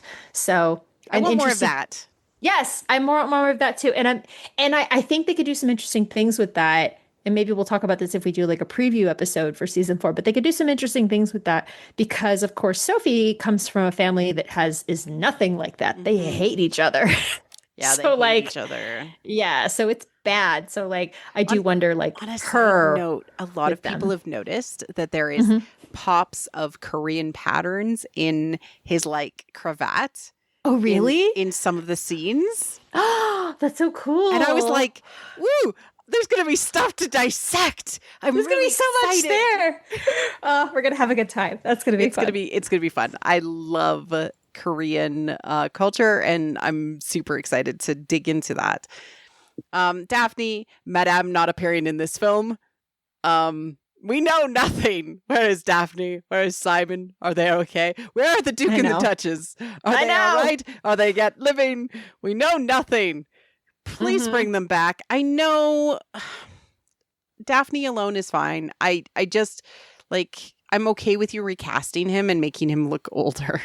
Don't Or care. whatever. It doesn't either way. I do want them to be part of the story in some way. It just makes me sad not having her there because, Hmm. again, I'm in it for the Bridgertons. And so if And we're I don't missing a want Bridgerton, Yeah, and I don't want them to all go away when their seasons are done. Like that's the thing that really hmm, would bother me actually is that we'd same. never see them again. That Hmm. would really bother me and I fear that with Daphne and Simon like cuz they can't get Simon so like I just yeah. Please bring her back and Please bring recast her him. back. Yeah, I know or that's whatever. a hard thing to do, but do it. I would rather Hmm. have the character in the show. Yeah. Yeah. Well, we'll see what happens, but yeah, she Throw wasn't in more this money at season. Regé. Whatever you got to do, man. Anything, whatever. Uh, Just do it. Eloise found value in her long-term friendship with Penelope throughout the season and is off on an adventure to Scotland. Hmm. So we'll Hmm. see. I'm sure she'll be back in time for everything because I think we saw her in the ballroom Oh yeah, and um, she said that's images. the line she has at the end is like, "Oh, I'll definitely Yeah. be back for So Mama's ball and I everything." So wonder if she'll they're be going to back. start pulling in stuff for her season. I hope so. That would I make think me it's time. happy. She has to be after She has Benedict. to be. Yeah, it's too Yeah. early for Hyacinth. So Or Francesca for that matter. really, So, yeah, it has yeah. to be more So, time. So because I think even Lord yeah. Kilmartin is in the shots of the ball too. Like he's Oh, I'm there. sure he's So there. like they're going to give at least a couple of seasons before Francesca's season, and then Yeah. so okay. Yeah. Eloise, I'm really looking forward to her next journey because I have actually enjoyed this. I did enjoy this season Yeah, for same. her. Like there was a lot of good meaty stuff to dig into where she was like Hmm. question I liked her Emma stuff. I liked her kind of Hmm. reevaluating friendships and her like being okay with her situation or trying to find her place in her situation. I thought that was really interesting. Hmm. Yeah. We had some really cute stuff with Gregory and Hyacinth this season. I'm Yes. interested to see what's going to happen next with them and if they're going to age them up or the actors themselves will be 30 by the time they actually get to go around to Yeah, their I mean that's shows. always the risk. It'll be interesting to see if they recast like they did with Francesca. Francesca. They're not yet. They're both in this coming season, so they Yeah. haven't recast them yet if But they're they're going getting to. So, much older now. oh, they So are. by the time they Yeah. actually get around to both their seasons, they might be old enough.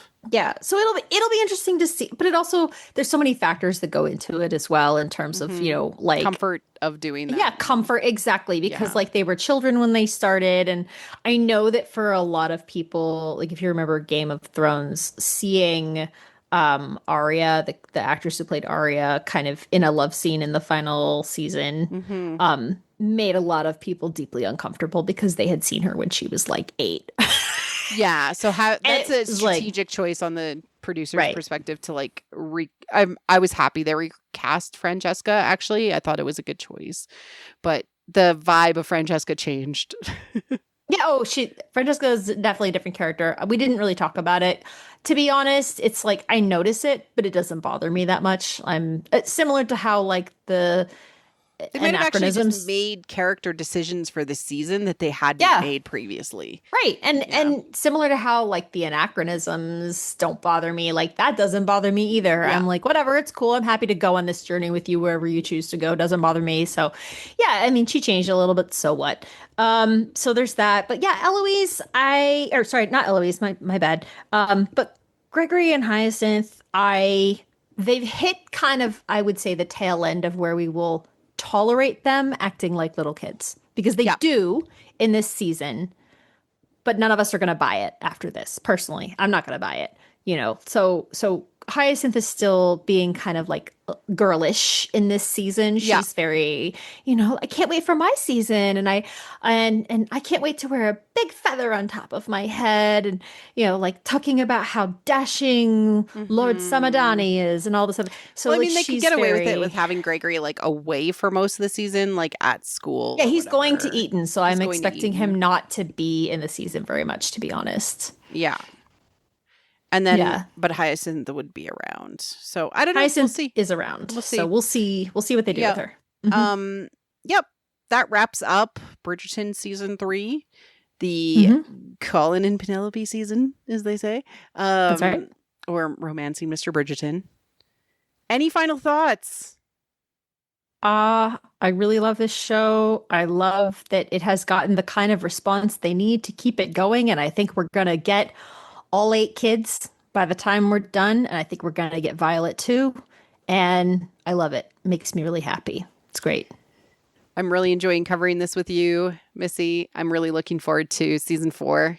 And I've already found out that it'll be the end of January and the end of February for both of those dates. So we're very much looking forward to covering it. And I think we'll do a 2-parter and maybe even a Yeah. preview episode. So Yeah. look forward to that. Oh, I did think of one other thing that's Oh. really important for us to cover. This What? season also included newly minted Sexiest Man Alive, Oh, hey! Jonathan Bailey. Jonathan Bailey. Yeah, that just came out this last week. Oh my goodness, as we're recording. Mm-hmm.